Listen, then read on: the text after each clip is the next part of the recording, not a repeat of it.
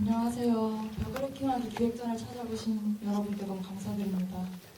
벽그래킹 이번 기획전의 마지막이고요. 오늘 패널분들 한번 이쪽으로 나와보실까요?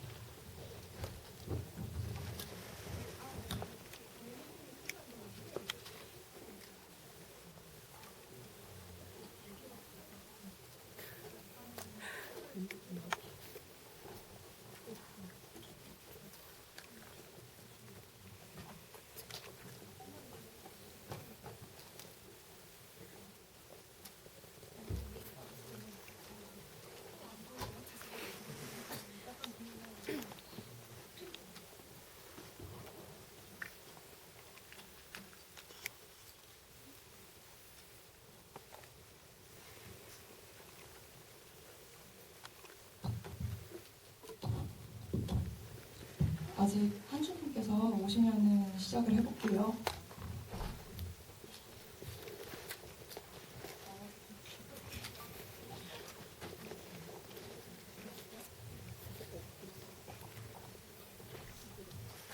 네, 기획전을 이렇게 찾아주셔서 오랜만에 극장에 사람이 꽉 찬 걸 보니까 너무 좋네요. 그래서 패널분들을 이제 한 분씩 차례로 소개를 하려고 하는데 시작하기 전에 왜 섹션 제목이 이런지 좀 말씀을 드려야 할 것 같습니다. 저는 이번 기획전을 준비한 최유다라고 하고요. 그리고 여기에서 상명작 중에 하나인 스위스범죄를 만들었습니다.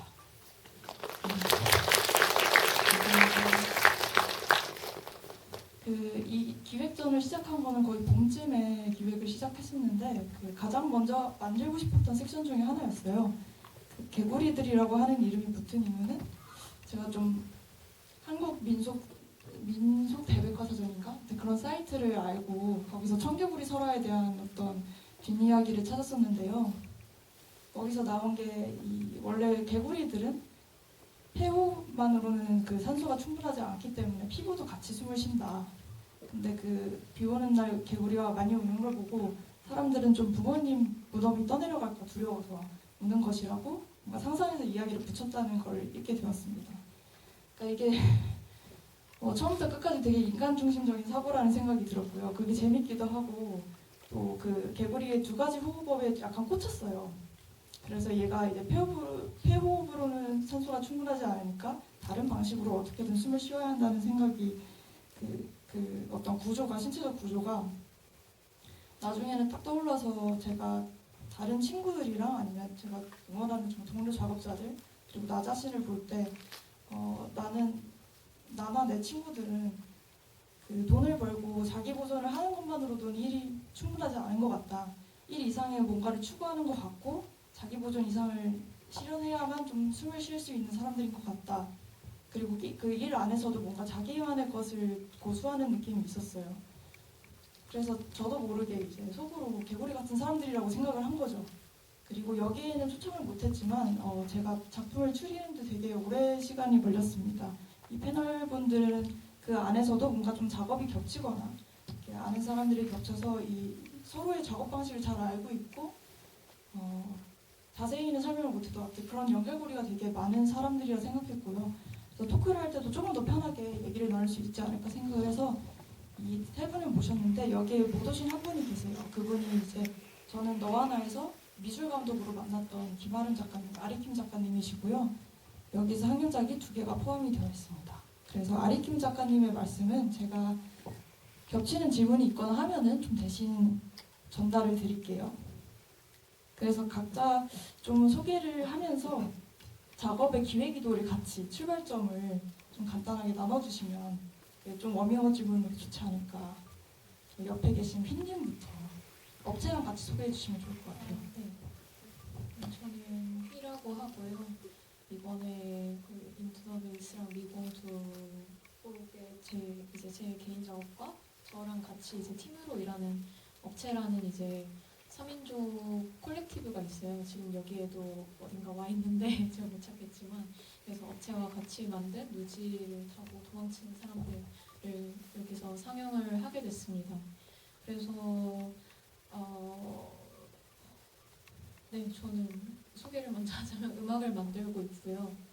영상 작업도 하고 있고 그런 사람인데 먼저 제 개인 작업부터 설명을 드려보자면 제가 지금 여기에서 상영한 두 개의 이 영상은 제가 2019년에 냈던 엑스트라 플렉스라는 앨범이 있어요. 거기에 이제 수록되어 있는 두 개의 곡인데 제가 이제 그 앨범을 처음에 만들기 시작할 때 되게 시간이 많았어요. 시간이 너무 많아서 서울을 되게 많이 돌아다녔거든요. 그래서 제가 그 당시에는 이제 압구정에서 알바를 하고 있었는데 압구정에서 알바가 끝나면 이제 3호선 타고 독립문역이라도 가서 서대문 형무소라도 보고 와야지 이제 오늘 한 건 했다 약간 이런 그런 일상을 이제 보내고 있었는데 그런 식으로 이제 매일매일 뭔가 일정이 끝나면 그 주변에 있는 어딘가를 이제 돌아다니면서 시간을 때우는 그런 짓을 참 많이 했어요. 근데 이제 그런 패턴을 반복하다가 어느 날 딱 보니까 제가 가는 길에 뭔가 쇼핑몰이나 백화점이나 뭐 하다못해 다이소라도 있으면 반드시 거기를 이제 들렀다 오게 되는 거예요. 어느 순간까지는 그냥 그걸 자각하지 못하고 있다가 그 다이소를 들어간 날 딱 알았어요. 다이소를 들어가서 아무 의미 없이 물건을 살 생각도 없이 한 바퀴를 이렇게 둘러보고 딱 나오는데 나 뭐하지 지금?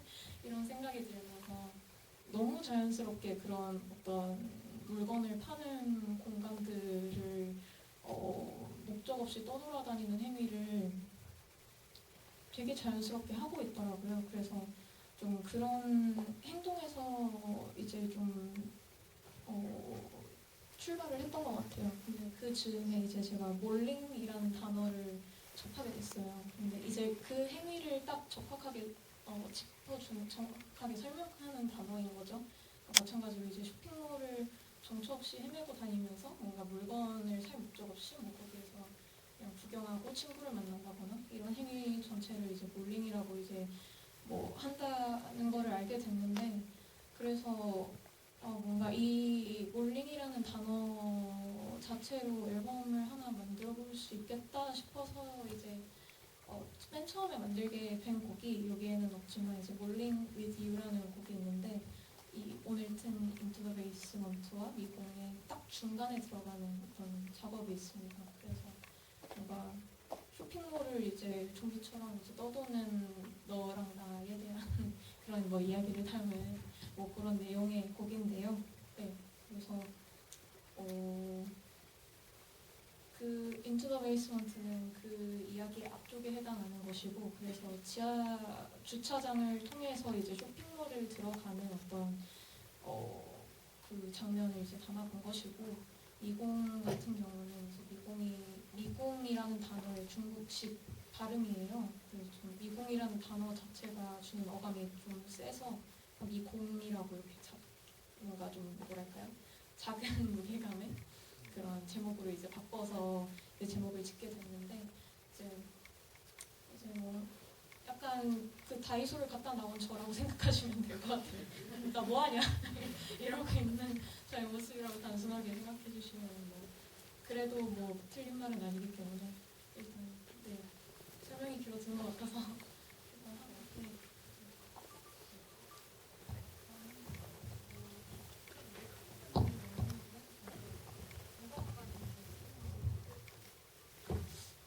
안녕하세요. 저는 네, 잘 아시다시피 영상 작업을 하고 또 게임을 개발하고 있는 멘트고요. 근데 요즘은 게임 개발을 더 중점적으로 하고 있고요. 영상은 한 1년에 한 편 혹은 2편 정도만 작업을 하고 있습니다. 네.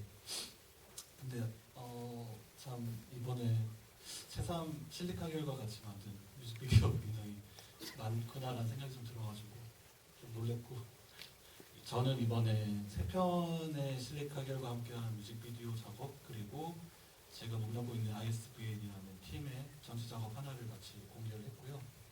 일단은 ISVN이라는 팀을 먼저 말씀드리자면은 총 7명의 다양한 작업자들이 함께 참여하고 있는 팀이고요. 2019년에 아르코 미술관에서 공개했던 신규 생명 안전 지도라는 작업을 공개하게 됐습니다. 근데 오랜만에 작업을 다시 보다 보니까 여러 가지 좀 수정하고 싶은 방향성들이 좀 있어가지고 많은 부분을 손을 봤고요. 그래서 한주 씨가 만든 새로운 곡들도 많이 포함이 됐어요 이번에. 네. 근데 여러분 느끼실지 모르겠는데 뭐 여러 다양한 좀 숨소리나 좀 특이한 세세한 소리 같은 것들이 많이 반영이 되어 있고요.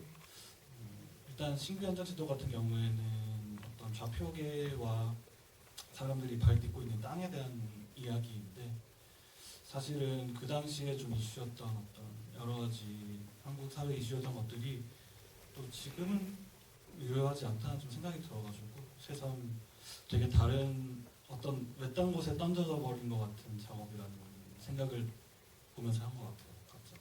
네. 그리고 일단 실리카겔과 함께한 작업들 Q181 그리고 네오소울 그리고 머큐리얼 이렇게 세 편이 같이 공개가 됐는데요. 저는 맨 앞에 앉아서 작업 봤는데 약간 스크린이 너무 크게 느껴져가지고 제가 막 작업 먹히는 것 같은 좀 이상한 기분을 느낀 것 같습니다. 네. 그리고 또 묘하게 제 작업만 완전히 1080p의 규격이 아니고 조금 좁은 규격의 작업들이어가지고 굉장히 좀 기분이 묘하더라고요. 네. 근데 여튼 근데 사실 세 개를 다 뭔가 설명을 드리기는 조금 긴 것 같아요. 지금 소개하기는. 그래서 여기 책에 적혀 있는 그 내용이 정확합니다. 네, 그래서 그것들 확인해 주시면 감사하겠습니다.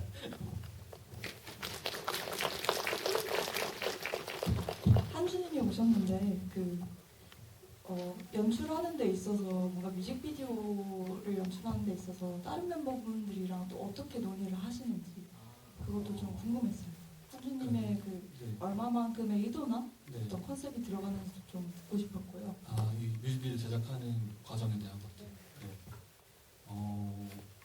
실리카겔과 작업이라는 게 물론 완전 초기에는 한주 씨와의 어떤 연유로 시작이 되다 보니까 한주 씨의 어떤 의견과 취향 같은 것들이 먼저 시발점이 되어서 제가 발전을 시키는 방향으로 주로 둘이서 시작된 아이디어로 이어갔었는데요. 근데 비교적 최근에는 또 그렇지는 않습니다. 지금 최근에는 그냥 모두의 의견을 일단은 1차적으로 듣고 그 다음에 그걸 제 맘대로 해석해버리는 방식으로 작업을 하는데요. 이제 물론 여기서 제 맘대로 한다는 의미가 조금 어떻게 들으실지 모르겠는데 그게 굉장히 저한테는 배려를 해준다라고 여겨지는 부분이에요. 그러니까는 다른 클라이언트 작업과 다르게 실리카겔과 작업은 항상 이제 제 작업에 대한 어떤 기본적인 존중감을 보존해주는 팀이기 때문에 제가 마음 놓고 작업할 수 있고 또 동시에 저도 이제 마냥 그냥 저의 작업이라는 관점은 절대 가지지 않고요.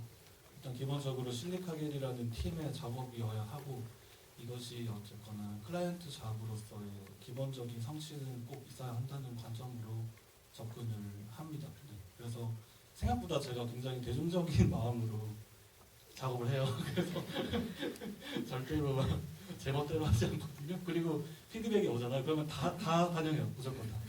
절대 하나도 놓치지 않고 다 반영합니다. 네. 그래서 일단은 여쭤보신 다시 말씀드리자면은 기본적으로는 최근에는 어쨌거나 모두의 의견과 취향을 기본으로 취합한 다음에 제가 재해석하는 방식으로 작업을 하고 있습니다. 이에 대한 한준님 의견은? 예. 저는 일단은 김한주라고 하는데 오늘 상영된 멜트미러 연출작 4편 모두의 이제 작곡가 겸 한 편은 이제 저도 ISVN이라는 그룹에 속해 있는 사람이라서 한 편은 이제 같은 구성원으로서 작업을 했고요. 네, 어쨌든 뭐 이 얘기해주신 부분이 맞고 초기에는 이제 호흡을 맞춘 초기에는 제가 뭔가 표현하고 싶은 시각적인 세계가 있다 보니 그런 거에 대해서 계속 뭔가 얘기를 해요. 이런 것 좀 하고 싶어요. 이런 것 좀 보고 싶어요. 근데 이제 그런 경험들이 좀 여러 번 쌓이다 보니까 이제는 말을 뭐 많이 안 해도 저는 이제 작가님이라고 부르는데 작가님이 이제 잘 이제 알아서 만들어 주셔가지고 전에는 촬영 들어가기 전에 단계에서 뭔가 서로 좀 교감이 많았다면은 지금도 저희가 뮤직비디오를 만들고 있어요. 실리카겔의 이제 차기작도 지금 제작 중이신데 지금 같은 경우에는 요즘 같은 경우에는 이제 촬영 현장에서 좀 더 플레이어로서의 마음가짐을 중요하게 생각하는 쪽으로 바뀌어가지고 세계관을 같이 꾸리는 것보다는 요즘에는 그런 태도로 하고 있습니다. 그 차기작 얘기가 나와서 말인데요. 그 옆에 계신 휘님도 같이 그 뮤직비디오에 출연을 하시고 노페인 때부터 나오셨죠. 그때는 또 어떤 마음가짐으로 어떤 플레이어의 마음가짐으로 오시는지 갑자기 궁금해서 여쭤봤어요. 제가요? 네. 저는 플레이어도 아니고 그냥 와 재밌겠다 이러고 그냥 약간 초대해 주셨으니까 좀 놀러 간다는 마음으로 이제 가기는 했었어요. 플레이어가 많네요. 아 그런가요? 모르시는 아, 거니까. 맞네요. 네. 일단 놀고 본다는 생각이잖아요. 그렇죠. 네. 알아서 이렇게 쌈을 잘 해주실 거고. 그러니까 저는 좀 신기한 게 이 개구리 섹션을 준비하면서 멜트미러님을 되게 빨리 떠올렸던 이유가 2019년 아르코전시에서 제가 그 영상을 봤습니다. 네, 그때는 제가 조금 더 미술 쪽에 많은 활동 반경을 두고 있었달까요? 그 시절이어서 그리고 퍼폼도 참여하시지 않았나요? 네, 퍼폼이라는 그 어떤 전시 거기서도 멜트미러님의 영상을 봤었는데 그 실리카겔의 뮤직비디오를 만드신 줄은 몰랐어요. 그러다가 이제 나중에 뒤늦게 어느 순간인지는 기억 안 나고 이렇게 알게 된 거죠. 이게 동일 인물이라는 걸. 근데 놀랍기도 하면서 안 놀라웠던 게 이제 안 놀라웠던 거는 너무 비슷한 어떤 그 개성이 드러나고 있었고 그 다른 종류의 영상인데도 불구하고 그리고 제가 놀랐던 거는 어쨌든 이게 그 아까 전에 말씀하신 어떤 대중성 대중에게 보여지는 어떤 영상인데 거기 안에서도 자기 색깔이 딱 드러나서 내가 이 사람을 알아보게 한다는 게 놀라웠어요. 그래서 그런 의미에서 좀 그 아까 개구리들이라고 이름 붙였던 것에 대해서 조금 더 설명을 하자면 상업 비상업의 경계가 저는 좀 모호하다고 생각하는데 항상 좀 얘기할 때는 편하니까 이건 상업적인 작업이야 아니면 뭐 이건 좀 비상업적이야 이건 독립적이야 이건 인디적이야 이렇게 얘기를 할 수 있죠. 근데 얘기를 하다 보면은 그걸 참이라고 가정하고 얘기하다 보면 이 단어가 좀 이상하다는 거를 느끼는 순간이 있을 때가 있어요. 근데 이 이제 멜트미러님이나 뭐 다른 동료분들이나 아니면 제가 모르는 많은 작업자분들의 그 작업을 보면 어쩔 수 없이 그 상업적이라 일컬어지는 작업 속에서도 자기만의 어떤 실험을 하고 계속 고민을 하는 모습이 보여서 약간 그걸 소개하는 자리로 이 섹션을 마련하기도 한 거고요. 그래서 좀 덧입혀서 얘기를 하자면은 이제 여긴 안 계신 아리킴 작가님도 사실 뮤직비디오에 참여를 하셨습니다. 미술 감독으로 오셨었죠. 네, 정확히 어떤 역할을 하셨는지 좀 대신 설명을 해주셨어요. 머큐리얼 뮤직비디오에서 세트 제작과 소품 모든 전반을 다 총괄해 주셨습니다. 네. 사실 그래서 묘한 게 이번 섹션에 있는 모든 분들이 머큐리얼에 다 나오신 분들이고 또 최근에 만들었던 에이펙스에도 다 출연을 하시고요. 네. 에이펙스는 아직 공개는 안 됐지만 기대되시죠? 네. 아리킴 작가님이 에이펙스에도 미술 감독으로 참여를 하게 됐습니다. 너무 기대 중이고요. 그래서 아리킴 작가님이 여기에는 비록 못 오셨지만 제가 대신 어떤 사전 질문을 보내고 좀 받았어요. 그 답변을. 그래서 받았는데 좀 간단하게 답을 주셨거든요. 작품의 출발점이 어떻게 되냐. 이 음악 만드는 친구들이 곁에 있다. 자연스럽게. 그리고 그들이 음악을 만들다 보면 내가 같이 있다 보니까 어떤 꽃이 피는 것 같다라고 표현을 해주셨고요. 제가 그 아리킴 작가님은 그 다른 포트폴리오 작업을 보면은 지금 제가 보여드린 거는 이제 추상적이고 좀 평면적인 이미지가 위주가 되어 있는데 극영화스러운 작업들도 되게 많고 다큐멘터리 같은 작업들도 있어요. 근데 그게 다 색깔이 좀 다르고 작업을 진행하면서 뭔가 좀 음악이 얼마나 영향을 미치는지 여쭤봤는데 그것도 되게 그 비디오라는 공간 안에서 비디오랑 오디오가 만난다는 식으로 얘기를 해주셨습니다. 그래서 제가 이렇게 조금씩 아리킴 작가님의 답변을 전달을 하려고 하고요. 그리고 저는 원래 진행자로만 참여를 하려고 했는데 이 섹션이 설명을 좀 드리니까 좀 최이다도 개구리니까 널 작업도 상영해야 되는 거 아니냐. 그래서 그래서 그렇게 이제 제 작업도 끼워넣게 됐고 스위스 범죄라는 좀 옛날 작업, 지금 보면 약간은 낯선 작업이 들어갔습니다. 그래서 제가 자문자답을 좀 해볼게요. 제 작업의 출발점이 무엇이냐? 이 영상은 그 업체라는 휘님이 속한 그 콜렉티브라고 해야 될까요? 작가 그룹에서 기획한 전시가 있었어요. 그래서 거기에 릴레이로 영상을 트는 어떤 전시였는데 15분짜리 영상을 만들려고 해서 뭘 만들까 하다가 지금 보면 좀 부끄럽지만 어쨌든 그 당시에 저는 슬슬 영화 쪽으로 발을 들이던 시기였습니다. 그리고 사회생활을 제대로 해본 게 그게 딱 처음이었던 것 같아요. 처음으로 이렇게 그 전까지는 시각예술이었으니까 좀 개인 작업으로 하고 막 혼자 영상 찍고 편집하고 내보내고 난리가 났었는데 이제 처음으로 다른 현장에 가서 연출자도 아닌 스텝으로 계속 일을 했던 거죠. 근데 제가 일했던 현장은 대부분 이제 사람들이 좋았음에도 불구하고 되게 적응을 제가 못했던 것 같아요. 그래서 보면은 뭐 사회생활이라든지 사회성이라든지 그런 말이 많이 나오는데 이렇게 혹시 여기서 영상 그 현장에 가보신 분이 계실지 모르겠지만 거기는 그 한국 사회생활의 정수가 다 모여있는 곳입니다.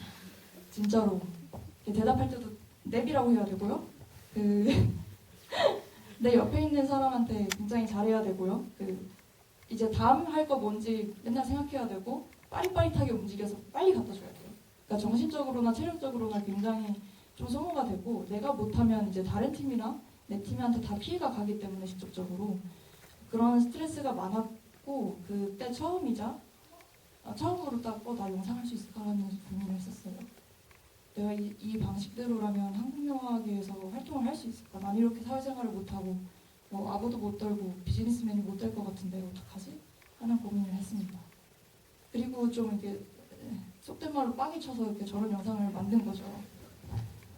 나는 걔가 못하겠고 빈말 못하겠고 좀 안 좋다고 하는 걸 좋다고 잘 못하겠고 어쨌든 내가 참여하는 작업에는 어떻게든 내가 좋아하는 한 구다리를 넣어서 내가 이 작업을 필요로 하는 만큼 이 작업이 나를 필요로 하는 무언가를 찾아야 하는데 그게 없을 때 굉장히 소외감을 많이 느꼈던 것 같아요.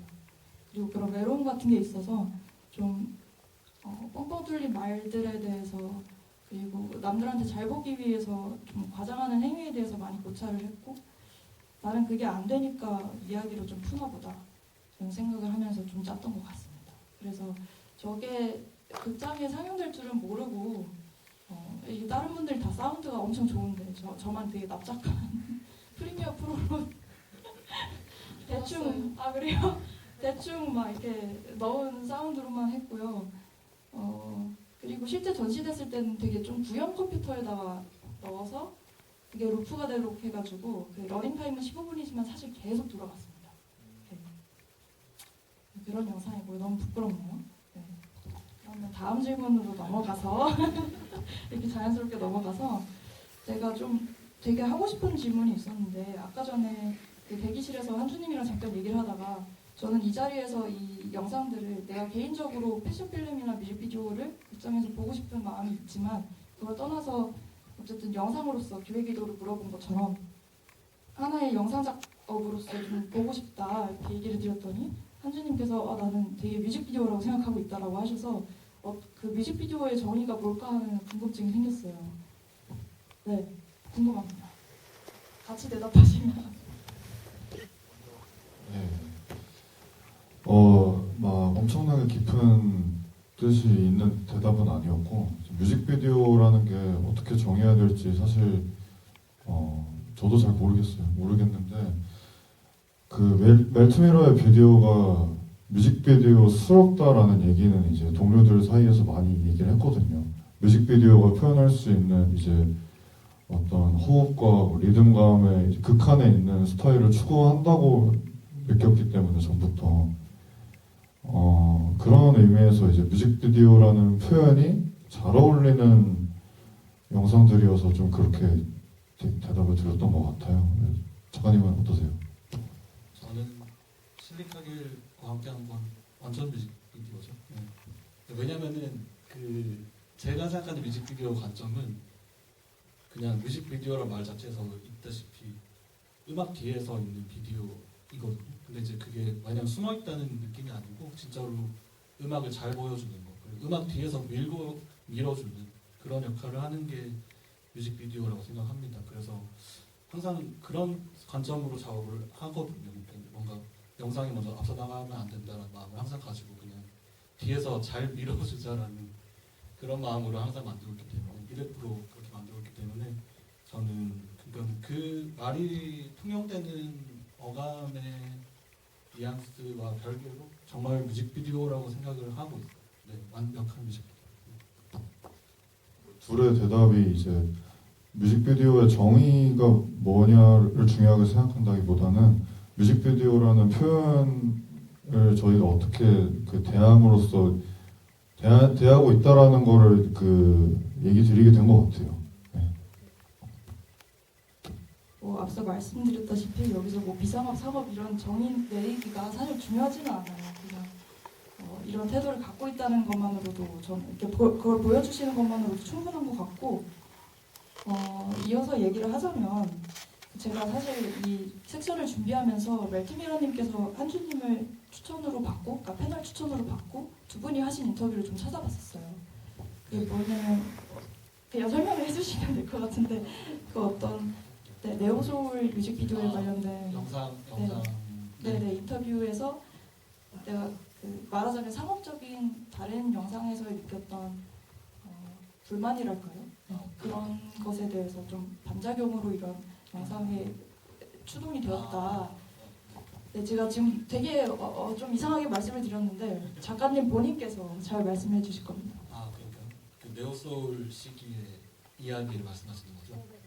근데 이제 그때는 좀 부연 설명이 필요한 게 제가 네오소울을 찍기 직전에 굉장히 그러니까 누가 봐도 상업적인 작업을 했습니다. 네, 그런데 너무 힘들었어요. 그래서 네오소울을 할 때는 완전 반대로 작업을 하자 이런 마음 먹게 된 거죠. 그래서 사실은 제가 막 인스타나 이런 곳을 통해서도 몇 번은 이 얘기를 한 부분이긴 한데 네오소울이 조금 저의 영상들 중에서는 특이한 위치에 있다고 생각합니다. 그러니까 그게 왜 그러냐면은 기본적으로 스토리보드나 시나리오 없이 현장에서 모든 걸 그냥 판단해서 만들었고요. 그 다음에 두 번째는 나름의 메시지가 정확하게 있거든요.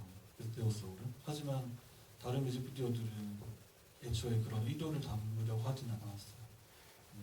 그러다 보니까 네오소울이라는 작업을 떠올릴 때마다 그리고 다시 이렇게 볼 때마다 그 당시의 마음가짐에 대해서 생각을 하게 되는데 근데 물론 지금의 저라면 절대로 하지 않고 비난할 것 같아요. 저를 그 당시에 미친놈아 이러면서 네, 그치, 그 정도로 조금 극한의 감정적인 상태로 제작을 했었는데 그러다 보니까 아까 말씀하신 것처럼 완전 비상업적인 스탠스를 취했던 것 같아요. 그 당시. 그래서 유일하게 제가 정말 비상업적인 마음을 했던 게 뭐냐 하면은 네오소울인 것 같습니다. 그 이외의 작업들은 조금 밸런스가 확실하게 잡혀 있는 것이고요. 네. 그 영상에서 제가 좀 유별나다고 기억했던 것은 인물이 뮤직비디오에서 특히 여성 인물이 어떻게 그려지는가에 대해서 좀 언급을 해주셨던 것 같아요. 맞아요. 그걸 조금 더 설명을 해주시면. 네네. 그 부분은 일단은 굉장히 조금 저는 그 여러 가지 인물들과 그러니까 성 정체성에 대한 부분들 또는 말 그대로 이제 단순히 보여지는 성별 같은 것들도 어느 정도 많은 걸 포용하고 싶은 마음을 가지고 있거든요. 근데 그 시발점이 된 게 아마 네오소울이었던 것 같아요. 그래서 특히 이제 많이 언급해 주신 부분이 맨 마지막에 이제 긴 원형 키스 시퀀스인데요. 그때부터 조금 그런 관점들을 좀 많이 제 안에서 발전시켰던 것 같습니다. 그래서 사실은 조금 어떻게 보면 누가 봤을 때는 좀 강박적으로 접근한다고 느끼실 수도 있어요. 그러니까 뭐 예를 들면 노페인 같은 경우에는 정확히 성비를 맞춰서 인물들을 꾸리는 걸 조금 감안하면서 진행했었고 그리고 마찬가지로 그 이후 작업들 모두가 어느 정도의 어떤 성비 같은 것들을 항상 고민을 하고 접근을 하는 편이에요. 그런데 어쨌거나 제가 기본적으로는 남성 창작자이기 때문에 사실은 뭔가 누군가를 어떤 특정 성별과 정체성을 이해한다거나 그런 거는 조금 이선적인 태도라고 항상 느끼고 있고, 그냥 지금 현재 저로서 해석할 수 있는 부분들을 솔직하게 담아내려고 고민하는 편입니다. 네. 그래서 이제 그런 태도를 취하다 보니까 그냥 좀 상식적인 선에서 접근하자, 이게 조금 저한테는 큰 것 같아요. 네. 근데 그 상식이라는 게 잘 지키다 보니까 그렇게 보이네요. 그런 생각이 드네요. 네. 네, 저는 그런 고민을 하면서 이 영상을 만든다는 것 자체가 저는 좀 소중한 고민인 것 같고요. 좀 연결지어서 얘기를 하자면 이제 휘님은 음악도 하시고 그리고 음악에 관련된 어떤 영상들을 본인이 또 만드시잖아요. 만드실 때 보면 아까 모래가라는 표현도 그렇고 휘님이 개인적으로 그 자기가 마트에 갔을 때 좀 안정감을 느낀다? 했던 기억이 있어요. 왜냐면 다른 국가에 가도 그 몰은 다 똑같이 생겼기 때문에 그래서 거기서도 어떤 비슷한 안정감을 느끼는 거죠. 내 고향에 있는 이마트가 되게 비슷하구나 하면서 다이소가 비슷하구나 하면서 그래서 제가 느꼈던 건 이제 업체도 그 루지 얘기를 보면 마침 지금 비트코인이 약간 상승세인 것 같은데 그 제가 좀 좋아하는 뒷이야기가 있어요. 그 업체 한 분께서 비트코인을 당시에 엄청나게 공부를 하시고 그리고 이 작업을 만들기 위해서 그 코인에 관련된 이야기를 쓰시고 근데 정작 본인들은 투자를 안 했다. 그러니까 이 두 가지, 그러니까 물론 업체는 그룹이긴 하지만 그 실리카겔 뮤직비디오도 그렇고 업체나 휘님의 뮤직비디오도 그렇고 뭔가 좀 상업적인 것에 관심이 있는데 그 상업적인 것을 그 본목적으로는 쓰지 않고 좀 다른 데로 돌려서 표현을 한달까요? 돌려서 이용한달까요? 그러니까 그런 얘기를 좀 듣고 싶었어요. 상업적인 걸 얼마나 의식하는가. 사실 뭐랄까요? 표현형으로서의 상업성에 대해서는 사실 좀 관심이 적었던 편이긴 한 것 같아요. 지금 생각해보면. 네, 오히려 그 상업성이라는 건 사실 어쨌든 그냥 자본주의 시스템 안에서 자연스럽게 생겨난 어떤 경향성인 거잖아요. 이걸 더 많이 팔기 위해서, 내가 더 많은 돈을 벌기 위해서. 근데 그런 어떤 경향성이 생겨나는 어떤 과정에 더 관심을 두고 있었던 것 같아요. 저나 뭐 제 작업이나. 그래서 저도 그냥 어떤 그런 자본주의 시스템 그 자체가 갖고 있는 되게 뭐랄까요, 그 발생 과정도 너무 재밌지만 그 안에서 막 부딪히는 어떤 모순 같은 것들도 이제 나를 너무 괴롭게 하는 동시에 너무 좀 재미있는 소재이기도 하고, 네, 그래서 그런 어떤 자본주의를 관찰하는데도 재미를 느꼈던 것 같아요. 뭔가 이거를 그래서 이 세계에 우리도 잘 팔아가야지 이런 생각을 별로 안 했는데 요즘 조금씩 시작을 해보고 있어요. 네, 그래서 그러면 다음 질문만 하고 바로 이제 관객석에서 질문을 몇 개 좀 받아볼게요. 좀 이것도 연결되는 질문인 것 같은데 아무래도 영화랑 음악은 특히 스트리밍이라는 단어를 좀 공유하고 있죠, 요즘에는. 그리고 자본이 개입될 수밖에 없고 굉장히 긴밀하게 연결될 수밖에 없는 산업이라고 저는 생각을 하는데 분명히 어떤 작업을 하는 데 있어서 약간 이런 물질적인 혹은 현실적인 어려움이 있었을 수도 있겠다. 그게 영상이든 아니면 음악이든 간에 저는 단편을 찍으면서도 굉장히 많이 느끼고 그게 좀 전략적으로 접근해야겠다 싶을 만큼 내 의도랑 다르게 이렇게 자본이 쏠릴 때가 있고 아니면 좀 왜곡이 될 때가 있어서 그걸 어떻게 감당하시는지, 그리고 있었다면은 뭐가 좀 공유할 수 있는 종류라면 좀 그 비하인드 스토리를 들려주시면 좋을 것 같습니다. 먼저 멜트미러님부터.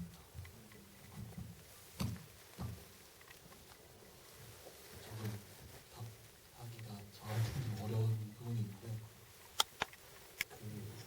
한 번만 답변해 주실 수 있으실까요? 지금 헷갈려가지고. 죄송해요.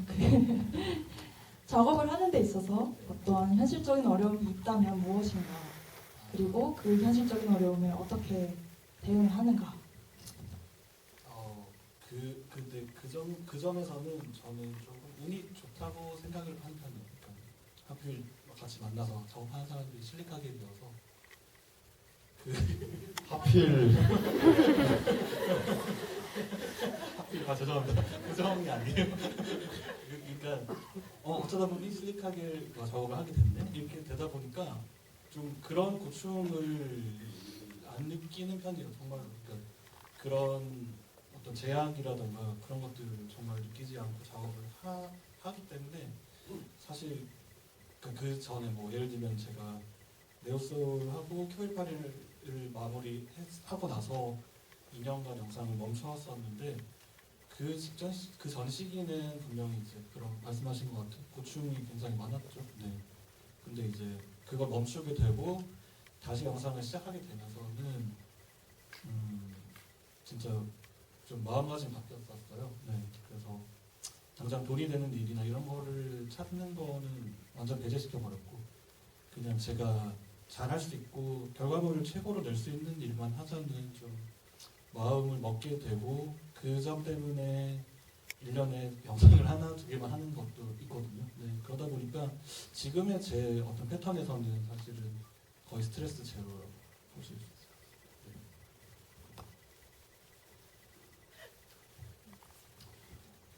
네. 일단 이제 비디오 멜트미러가 비디오를 만들 때 이제 자본을 제공하는 입장에서는 저희는 이제 돈이 많이 필요하고 적게 필요하고 뭐 이런 것보다는 이제 멜트미러가 만족할 만한 규모가 어느 정도인지를 파악하는 게 항상 우선이었고 이제 저는 자금 원인 뭐 저희 회사나 멜트미러 작가인 멜트미러 사이에서 뭔가 좀 예전부터 조율을 하는 입장에서는 어쨌든 그런 의도에 필요한 만큼의 현실적인 서포트를 내가 할 수 있느냐 없느냐를 중요하게 생각하고 있었어요. 뭐 그러기 위해서 이제 예전부터 뭐 저희 소속사랑 같이 뭐 당장에 돈이 없으면 뭐 지원 사업도 알아보고 뭐 이런 식으로 계속 대안을 찾아왔었는데 이제 지금에 와서는 저희가 좀 행사를 그래도 좀 몇 개 뛰면은 뮤직비디오 한 편 정도는 찍을 수 있지 않겠냐 이런 상황은 되어줘서 감사하게도 멜트미러가 얘기한 것처럼 그렇게 큰 걱정 없이 이제 하고 싶은 거를 큰 규모든 작은 규모든 소화할 수 있게 됐고요. 근데 조금 다른 얘기인데 그 자본주의라는 게 이제 가속성과 가변성 자체가 너무 강하다 보니까 때때로는 뭔가 이게 뭐 돈이 적을 때 많을 때가 긍정과 부정이 같이 비례하는 건 아닌 것 같아요. 그냥 돈이 많든 적든 그리고 우리가 지금 어떤 상황에 있든지 이 가속적인 부분에 우리가 지금 어느 흐름을 타고 지금 당장 동시대에 필요한 작업이 뭔지를 판단하고 환경에 맞게만 작업할 수 있으면은 그런 뭔가 현실적인 고민이 좀 덜어지는 거라고 생각합니다. 네. 그래서 뭐 100만 원만 갖고 있더라도 그 안에서 개구리로서의 의식만 크게 가지고 있으면은 저는 뭐 행복하게 작업할 수 있을 것 같아요. 끝입니다. 제가 이런 훌륭한 분들을 양서류에 비유해버렸는데 죄송합니다. 핑님. 저도 비슷하게 저희 그때 저희를 찾아온 돈에 맞춰서 작업을 하는 편인 것 같아요. 실리카겔만큼은 아니지만 뭐 예를 들어 지원금 뭐 서울문화재단이나 뭐 이런 데서 이제 운 좋게도 받는 뭐 지원금이 있을 때 혹은 뭐 어떤 전시에 초대받아서 아티스트 피를 받았을 때 이제 저희에게 이제 저희 손에 주어진 돈에 맞춰서 좀 프로덕션 규모를 꾸리다 보니 지금까지는 그 정도의 큰 규모의 작업을 해본 적은 없는 것 같은데 그리고 또 제가 고통을 되게 잘 까먹어요. 그래서 아마 제가 개인 작업할 때 사비를 안 쓰지 않았을 것 같은데 뭔가 허덕였던 기분은 또 안 드는 것 같은 거예요. 그래서 네, 뭐막 현실적인 어려움이라는 게 어쨌든 저한테는 그렇게 크게 찾아온 적은 없는 것 같은데 뭐 예를 들어 이런 거예요. 저 그 인투 더 베이스먼트 촬영할 때 마지막에 예기치 못하게 차에 펑크가 났어요. 렌트카였는데 이제 그래가지고 그 펑크가 나가지고 그 뭐죠? 레카차가 아니라 레카차 맞나요? 그거를 이제 그걸 부르고 이러느라고 한 30만 원 정도가 더 예상치 못했던 돈이 깨졌던 것 같아요. 근데 이제 그런 돈을 낼 수 있는 여유 자금 같은 것만 내 통장에 있으면 뭐 어렵지 않지 않나? 저는 그런 생각을 하고 있습니다. 그룹 이름이 괜히 업체가 아니고요. 정말로요. 정말 이분들은 항상 느끼지만 대단해요. 그 아리킴 작가님한테도 이 공통 질문을 드렸었는데 좀 신기하게도 그 현실적인 어려움을 되게 정신적인 것으로 답변을 해주셨어요. 뭐라고 하셨냐면 스스로 모티베이션을 유지하는 것이 가장 어려운 것 같다. 자주적으로 창작을 해나가는 것이 어떤 필연이라고 느껴지는데 자기한테는 그 불쑥불쑥 찾아오는 무기력과 공허함을 이겨내는 것이 가끔 너무도 무겁다. 그럴 때면 자고 싶은 만큼이나 자거나 여행을 가신다고 이렇게 써주셨습니다. 저는 좀 깜짝 놀랐는데 저도 제가 최저임금으로 일해도 알바해도 저는 별로 상관없거든요. 지금이 뭐 중세시대도 아니고 굶어 죽을 것 같지는 않은데 이 아리킴 작가님의 답변을 보고 저도 좀 이 영상을 시작하면서 계속 영상을 시작하기 전에도 창작을 시작하는 데 있어서 좀 어떤 계속 이게 소용없다는 생각이랑 굉장히 오랫동안 싸웠던 것 같아요. 지금은 좀 나아졌는데 그 작업을 할 때마다 들리는 그 어떤 공허한 느낌이 이걸 이겨내고 계속 그럼에도 불구하고 좀 모티베이션을 갖는 게 저도 좀 어려운 것 같습니다.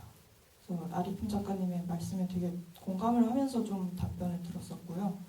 이쯤에서 한번 기습적으로 객석에서 질문을 받아볼까 합니다. 손을 번쩍 들어주세요.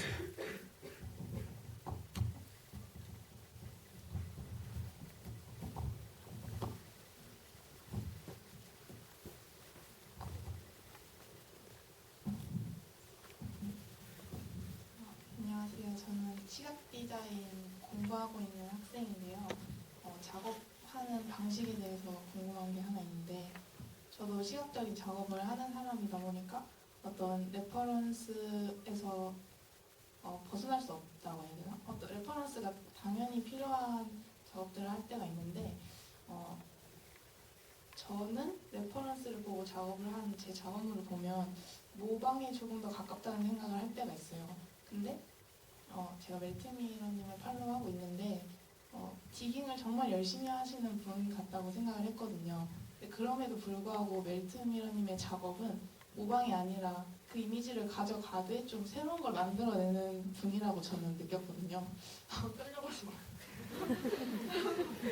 근데 그 차이가 좀 어디에서 오는지가 궁금하고, 그리고 모방이 되지 않기 위해서 약간 경계하고 있는 부분들이 있는지 궁금합니다. 사실 진짜 한국 사회에서 영상이든 무엇이든 조금이라도 상업적인 바운더리를 나가면 제일 고민하게 되는 게 레퍼런스 이슈인 것 같아요. 사실 그러다 보니까 조금 노골적으로 얘기하면은 돈이 많은 현장을 갈수록 레퍼런스가 너무 명확해지고, 더 노골적으로는 아예 클라이언트가 레퍼런스를 아예 들고 와서 똑같이 해달라고 하는 경우도 많고.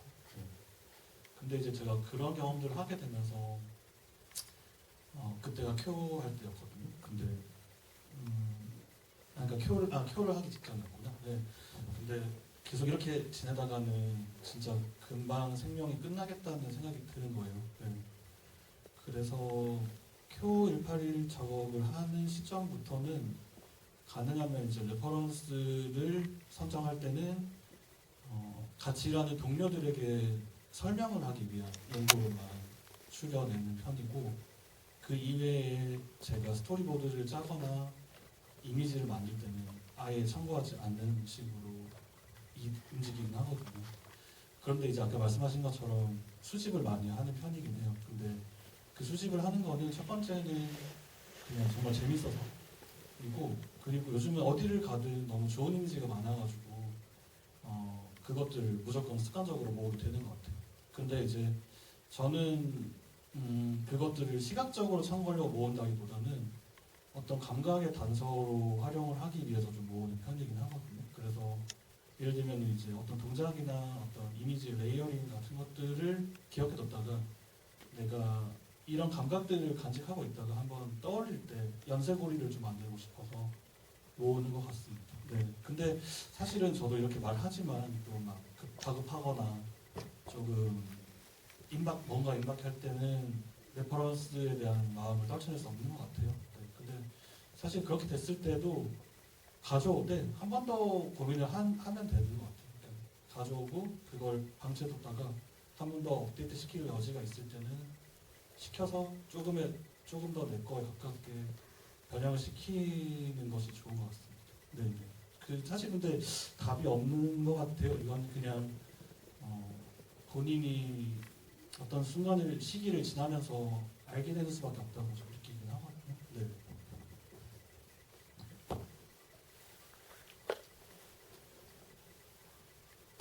혹시 한 번만 더 질문 받아볼까요? 네, 저기 뒤에 번쩍 들어주시면. 우선 상영작 모두 다 잘 봤고요. 제일 인상적이었던 루지를 타고 도망치는 사람들 관련해서 여쭤보고 싶은 게 있어서 손을 들었는데 영상에서 일종의 가상 세계가 설정이 되잖아요.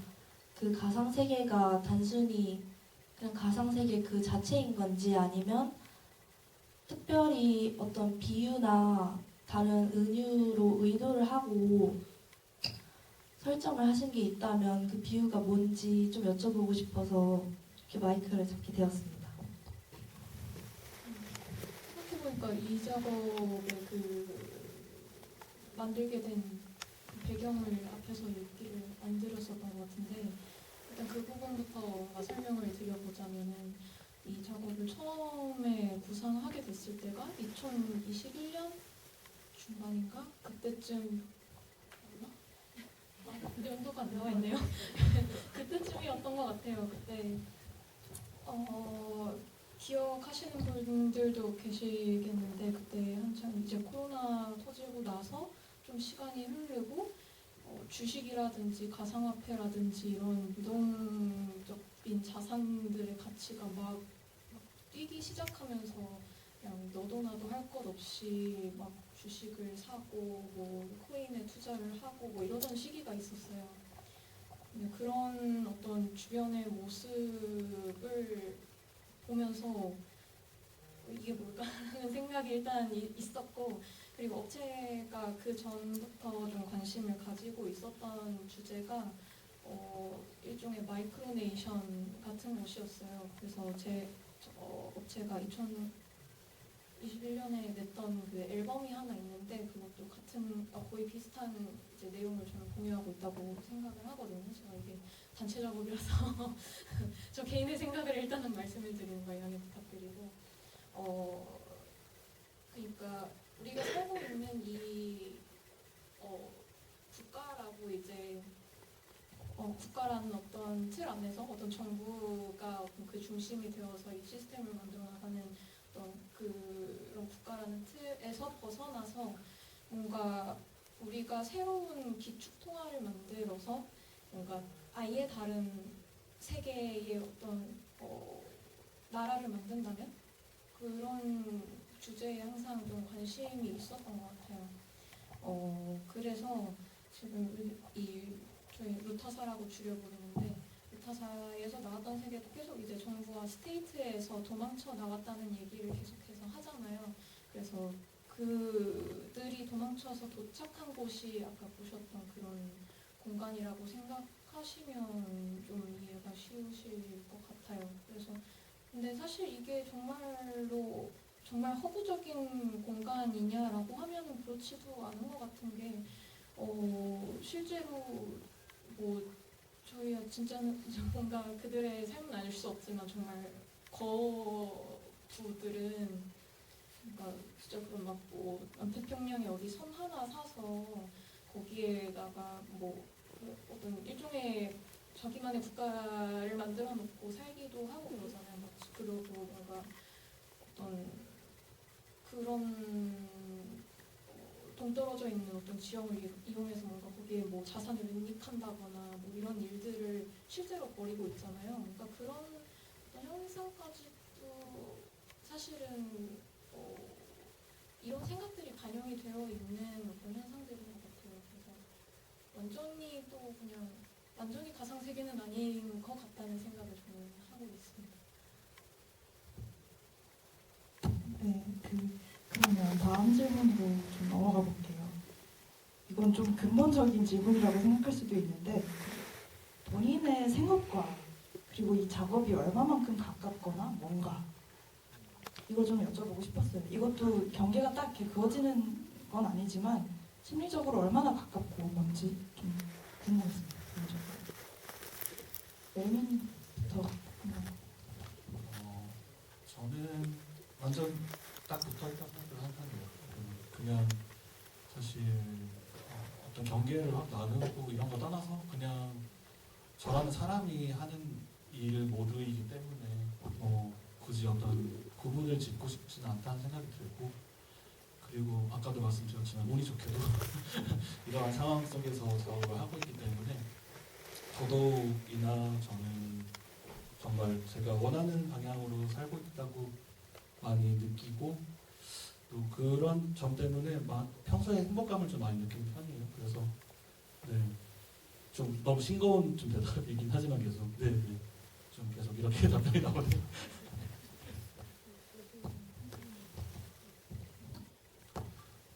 좀 질문 자체가 이렇게 막 엄청 스며들어지지 않는 느낌이 있는 게, 이제 음악을 만드는 일을 너무 어렸을 때부터 해왔고, 제 음악 만드는 거 말고 다른 진로를 살면서 생각해 본 적이 없어서 너무 어렸을 때부터 배워왔다 보니까, 그래서 어느새 그냥 이게 내 생업이라고 다른 사람들한테 소개할 수 있는 수준이 됐다일 뿐이지 그 외에 뭔가 특별한 의식이 드는 게 없기는 한 것 같아요. 저도 이렇게 싱거운 대답이 그냥 평양냉면 먹고 싶네요. 죄송합니다.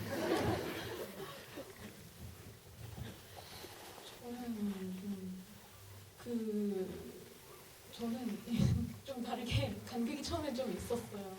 이제 생업을 좀 제가 하고 싶은 일과는 좀 많이 다른 일을 좀 대학생 때부터 뭐 계속 꾸준히 하면서 좀 돈을 벌어왔었고, 근데 이제 그거를 20대 후반쯤에 그 격차를 많이 줄이려고 노력을 했었던 것 같아요. 그래서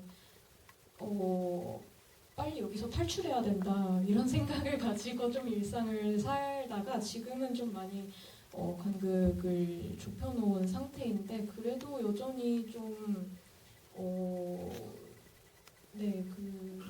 좁혀지지 않는 남은 부분이 있는데, 그런 아까 멜미님께서 말씀하셨던 그런 레퍼런스와의 어떤 네. 싸움이 있잖아요. 네. 저도 뭔가 그런 클라이언트가 레퍼런스를 딱 주면서 이것처럼 해주세요 하는 이런 말들을 이제 왕왕 듣게 되거든요. 네.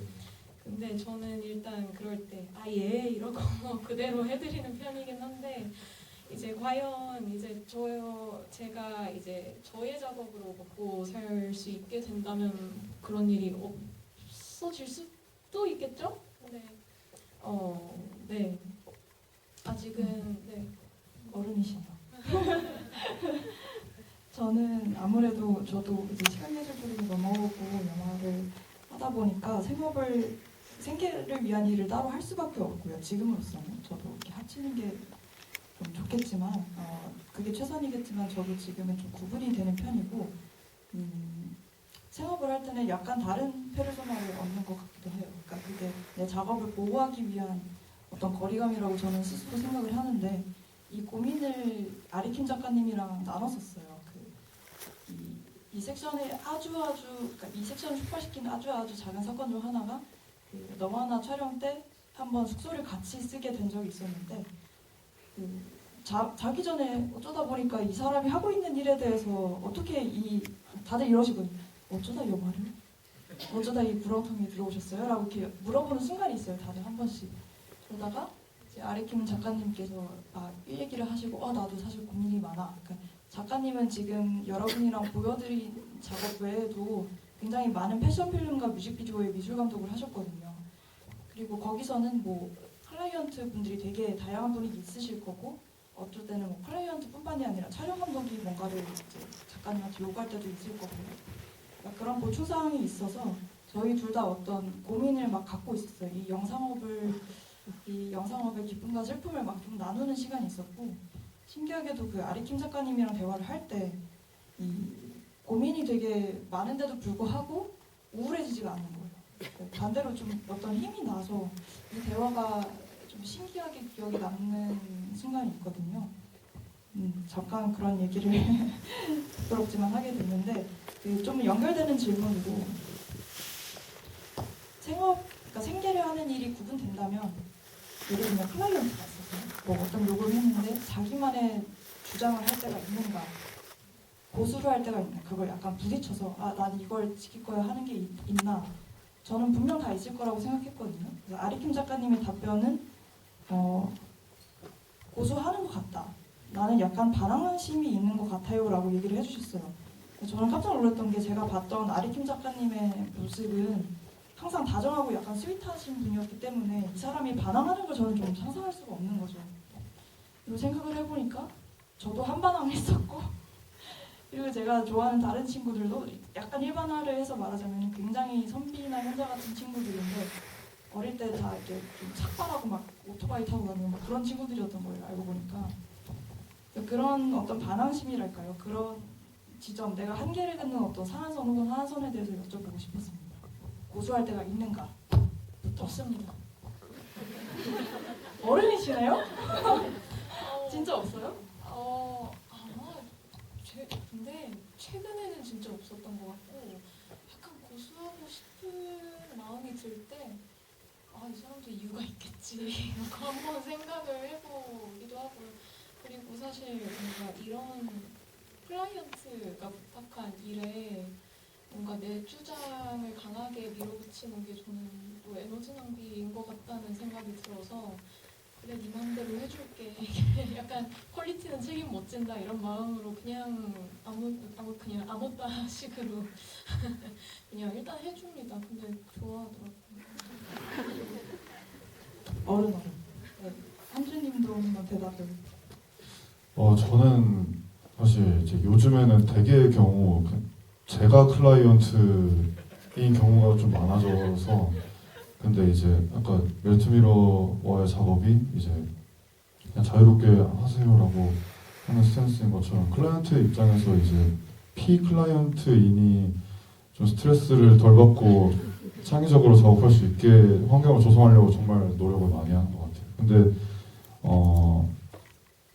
제가 20대 초반 때는 제 주 수입원이 영상음악이었어요.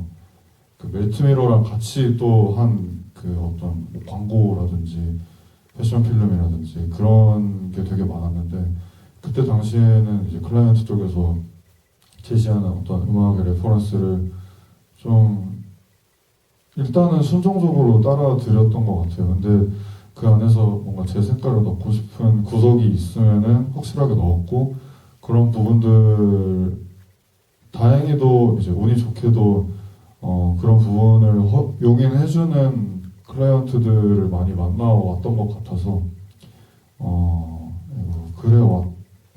그랬습니다요. 여기서 잠깐 질문해도 되나요? 한주 씨의 클라이언트가 이다 씨였던 적도 있잖아요. 제가 여기서 맞아요. 네, 그때는 뭔가 이런 상황이 왔었나요? 이거 클라이언트님 제가 좀 얘기해봐도 될까요? 그럼요. 예, 작년이었죠. 작년에 이제 재작년에 이제 그 최이다 감독님의 굿이라는 영화에 제가 완전 음악 감독은 아니고 이제 메인 테마격인 곡들을 좀 써서 드렸어요. 그때 그때는 이제 감독님만 클라이언트셨던 느낌이 아니라 이제 제가 쓴 곡을 연주해야 되는 밴드 역할의 배우들도 클라이언트 같은 느낌이었거든요. 이제 그들 뭐 손에 맞는 연주를 제가 써줘야 되고 그들이 이제 좀 잘 부를 수 있는 멜로디를 써줘야 되고 하다 보니까 이제 니즈를 충족해줘야 되는 대상들이 좀 많았는데 이제 뭐 감독님은 무슨 뭐 60년대 활동했던 밴드처럼 해주세요 했는데 그렇게 써서 갔더니 또 그 밴드 연주자들은 또 이제 이거 70년대 같은데요? 10년만 뭐 60년대가 아니라 70년대를 원하는데요 저희는? 해서 뭐 10년 또 뒤로 밀어야 되고 뭐 10년 더 또 밀었더니 뭐 이제 누구는 또 이제 난 또 다르게 하고 싶은데 막 이러길래 그냥 제 말 들으세요 하고 제가 좀 밀어붙였던 것 같아요. 살짝은 이제 제가 대놓고 막 이렇게 하진 않았지만은 죄송합니다. 근데 그때 이제 작업이 개인적으로도 재밌고 그 배우 방금 얘기한 이제 밴드 멤버 역할의 배우들도 굉장히 유쾌한 사람들이었어서 다시 또 영화를 보고 싶다는 생각도 들고 그러네요.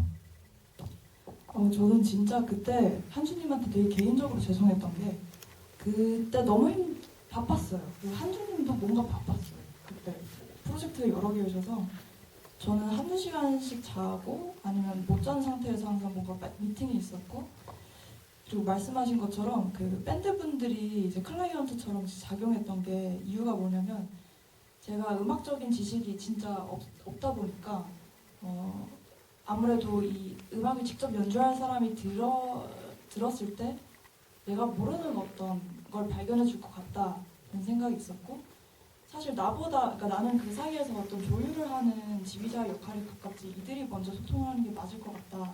그래서 필요한 순간에는 내가 나서서 뭔가 좀 이걸 딱 정해줘야겠다는 생각으로 이렇게 들었었어요. 그래서 막 저희가 일정도 되게 잡기가 힘들어서 한 번은 줌 미팅, 그러니까 첫 데모를 줌 미팅으로 나눴었죠. 네, 그렇게 막 우여곡절 끝에 녹음하고 막 그랬던 기억이 있고요. 그래서 그때 이제 음악가들은 이렇게 작업하고 이때 뭔가를 주의해야겠구나라는 거를 한주님을 보면서 진짜 많이 배웠던 기억이 있습니다. 그래서 저도 진짜 재밌게 작업을 했고 그러네요. 제가 피클라이언트가 한 번 되신 적이 있었네요. 제 기억으로는 휘가 소개를 시켜줘서 저희가 작업을 하게 됐던. 네, 감사합니다. 그리고 매니님도 저도 영상 작업할 초기에는 굉장히 반발심이 컸던 것 같아요. 그래서 고집이랑 그런 것들, 그러니까 어쨌거나 내 작업을 우선시했던 것 같은데 어느 순간부터는 완전히 그런 마음을 버렸고요. 완전히 버렸고 지금은 좀 더 이상하게 좀 발전돼서 어차피 내가 하면은 나았다라고 좀 느끼는 편이에요. 그래서 그냥 나 수영을 하는데 어쨌든 제가 만든 것처럼 보여요. 그래서 전혀 걱정하지 않고 그냥 수영하고 그 방향을 더 발전시키는 쪽으로 작업을 하고 있습니다. 네, 그래서 노페인 때 특히 그랬어요. 노페인 때 약간 완전 최종 마스터본이 나오기 전에 데모 버전들을 들여서 편집을 하는데 제가 되게 좋아하는 파트가 있었거든요. 근데 이제 그 부분이 원래는 조금 부드러운 상승 곡선을 타고 있는 좀 믹스 상태였는데 갑자기 거의 파이널이 왔는데 엄청 파워가 다 상승해버린 거예요. 그래가지고 편집의 흐름이랑 안 맞게 돼버린 거죠. 근데 다들 이제 웅이지도 그렇고 다 파워 이렇게 외치니까 제가 그걸 그냥 해버리면 좋겠다 약간 그런 생각이 드는 거예요. 그래가지고 저도 최대한 힘껏 밀어붙여버렸거든요. 네. 근데 그 순간 절묘하게 그런 음악과 뮤직비디오에 딱 밸런스가 맞게 딱 되는 걸 보면서 그냥 일단은 내가 저 사람들 요구에 맞춰서 최대한 거기서 해답을 찾아야겠다는 생각을 좀 먹게 됐고 그걸 계기로 지금까지 똑같은 생각을 하고 있는 것 같아요. 네. 네, 얘기를 듣다 보니까 저도 그 고수를 하기는 하는데 친구의 작업에 참여를 할 때도 그러는 것 같아요. 그러니까 내가 친구의 작업을 뭔가 좀 피드백을 해줘야 한다고 하면은 저는 되게 꼼꼼히 봐주려고 노력을 하고 뭔가 좀 제한 사항이라든지 아니면 이런 점은 좀 고쳤으면 좋겠다 하는 게 있으면 더 열심히 체크를 해주는 것 같습니다. 그래서 그걸 싫어하는 친구들도 많고 술자리에서 나한테 왜 그랬냐고 이렇게 우는 친구들도 많았는데요. 그 이후에 고치려고 했지만 그게 잘 안 고쳐지고 안 고쳐지고 그러니까 제 딴에는 어떻게든 이제 이 친구를 도우려고 막 이렇게 하다 보니까 그렇게 된 것 같은데 이렇게 진행을 같이 하다 보니까 진짜 미치겠네요. 자기가 좀 자문자답을 해야 되니까. 네. 좀 나눠서 해드릴까요? 네, 나눠서 다시 한번 질문을 해주시겠어요? 그 질문이 뭐였죠? 자기만의 것을 고쳐할 때가 있는가? 아, 예. 네. 본인 최이다 감독님 본인만의 그걸 고수할 때가 있으세요? 괜히 시킨 것 같아요. 죄송해요. 이렇게 2배로 비참해지는 경험을 네, 고수를 자주 하는 편이고요.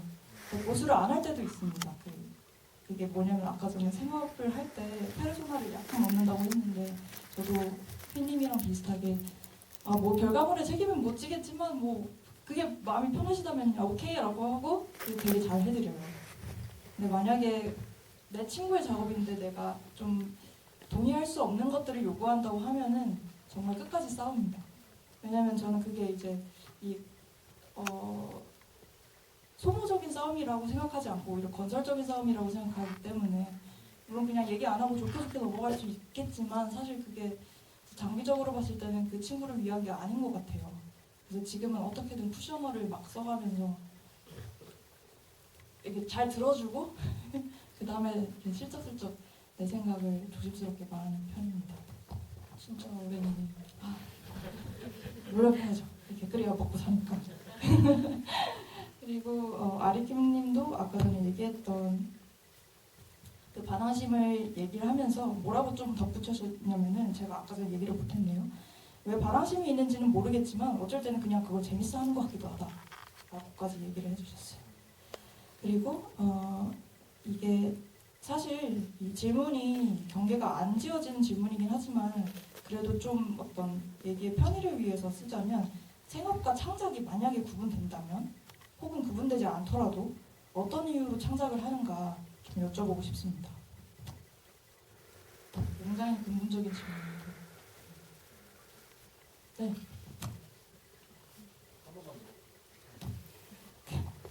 생업, 생계랑 어떤 창작업이 구분된다면 혹은 구분되지 않더라도 어떤 게 추동이 돼서 창작을 하게 하는지 어떤 게 추동이 돼서 이런 영상을 만들게 하는가 왜 만들까?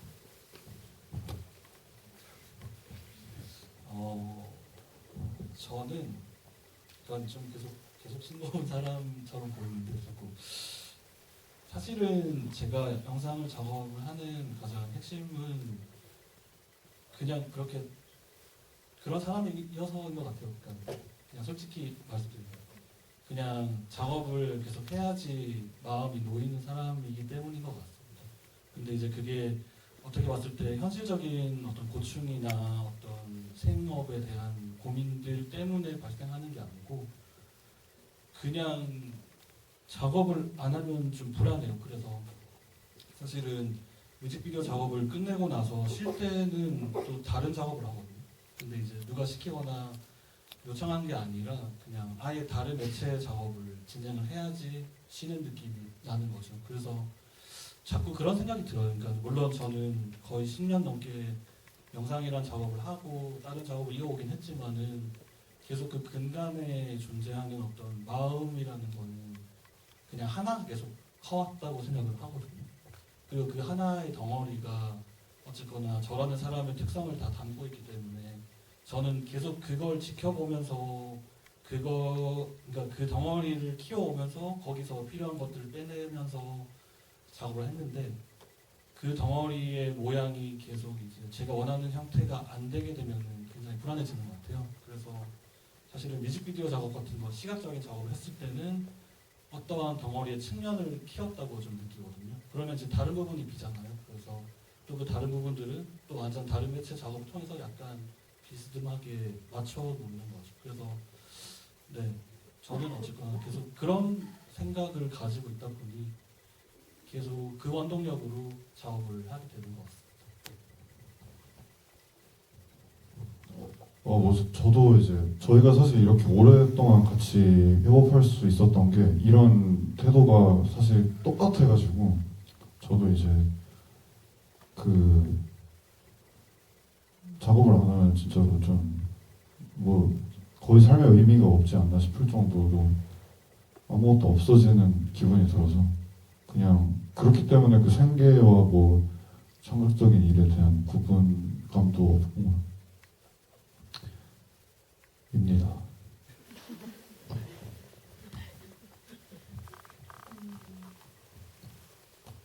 저도 그냥 이렇게 태어났으니까 한데 저 좀 조금 다르다고 느낀 지점이 저는 작업 안 하면 편하거든요.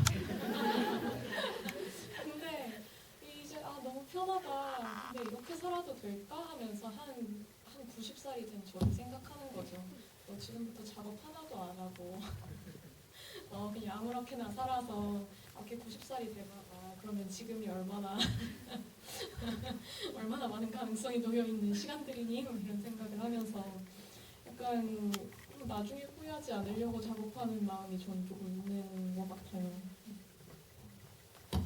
네, 저도 숨 쉬듯이 작업을 해야만 좀 덜 불안한 사람이고 아까 전에 잠깐 이게 다 소용이 없는 것 같다는 생각을 하면서도 계속 작업을 해야만 하거든요. 알 수 없지만 그러니까 못할 수가 없는 게 작업인 것 같아요. 저한테는. 그래서 이게 작업을 하다가 중간에 좀 허무감이 좀 밀려들더라도 맞지 뭐 네 말대로 이게 다 소용없고 쓸데없는데 그래도 예쁘지 않냐 조금 더 반짝거리게 해볼까? 이렇게 좀 스스로를 어떻게든 이렇게 부팅을 시킵니다. 계속 그런 자문자답을 이렇게 계속하면서 작업을 하는 것 같고요. 그래서 마지막으로 지금 계획을 밝히면서 향후의 활동이 잡힌 게 있는지 간단히 말하면서 끝낼까요? 저는 이제 내년에 솔로 앨범을 발매하려고 이제 준비 중인데 그래서 그것에 한 예고편쯤 되는 걸 이제 내년 3월에 어떤 전시에서 선보이게 될 것 같아요. 그래서 네, 그런 계획이 있고 다들 여기 많은 분들이 모이셨으니까 이분들의 기운을 받아서 내년에 앨범이 꼭 제때 나올 수 있게 한번 그냥 파이팅 해라 하고 속으로 한번 생각해 주시면 감사합니다. 그 데모 몇 곡 들어봤는데 진짜 너무 좋아서 제가 어떻게든 참여할 수 없냐고 계속 쫄르고 있어요. 그래서 이 피처링을 찐뽕을 해놓은 상태인데 한주 씨를 구두계약 드디어 여기서 허락을 받았습니다. 여러분이 증인이고요. 그러네요. 모를 수 없고. 어쨌든 화이팅. 네. 저는 뭐 이제 실리카겔 활동도 열심히 하고 저도 사실 솔로 앨범 계획을 좀 짜고 있어요. 여기서 지금 처음 얘기하는 거긴 한데 언제 어떻게 될지는 모를 일이지만은 그때 또 역으로 도움을 받을 수도 있고 제 솔로 프로젝트에도 같이 해주시기로 했고 네, 지금부터 저도 여러 가지 작업을 뭐 그동안 그려왔던 것처럼 계속 다양한 프로젝트와 다양한 그 트립들이 예정이 되어 있어서 그리고 이제 며칠 안 남았는데 실리카겔 정규 2집이 곧 발매가 돼요. 오늘이 며칠이죠? 네, 3일 남았네요. 12월 20날 나오고 그때 이제 멜트미러가 연출한 그리고 아리킴 님이 미술감독으로 참여하셨고 피가 또 출연을 합니다. 에이펙스 뮤직비디오가 공개될 예정이니까 많이 관심 가져주세요. 저는 일단 에이펙스 뮤직비디오를 빨리 공개하고 싶고요. 일단 그게 제일 큰 저한테 급선무고 그리고 이제 약간 에이펙스 뮤직비디오에서 살짝 부연 설명하자면은 오늘 보신 것들이 매우 중요합니다. 네. 그것만 알아주세요. 네. 그리고 조금 더 시원하게 얘기 드려도 될 것 같아요. 네. 그 제가 만든 모든 뮤직비디오들 다 다시 한 번 더 나오는